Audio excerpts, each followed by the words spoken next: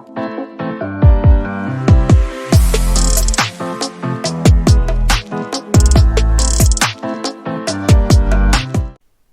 ready? Let's go. 2-minute daily devo for Thursday, February 11th. I'm in the New International Version today, and our verse of the day comes from the book of 1 John, chapter 5, verse 14. Here's what it says. This is the confidence we have in approaching God, that if we ask anything according to his will, he hears us. This is a great verse that talks about the power of our prayers and how we should pray.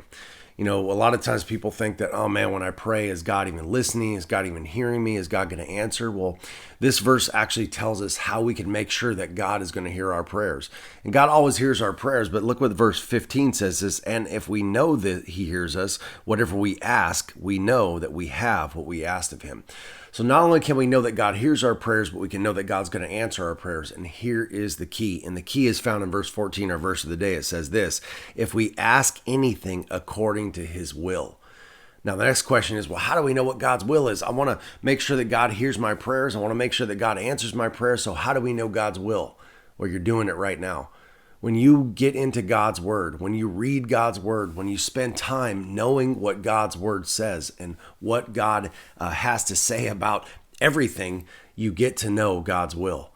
You know, you get to know what he cares about. You get to know what moves him. You get to know what he wants from us as followers.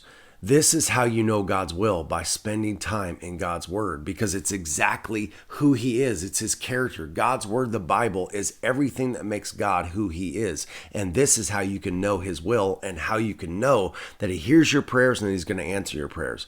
You see, a lot of people pray these prayers like, oh, they pray this big, long, great prayer, and then they put at the end, if it be your will.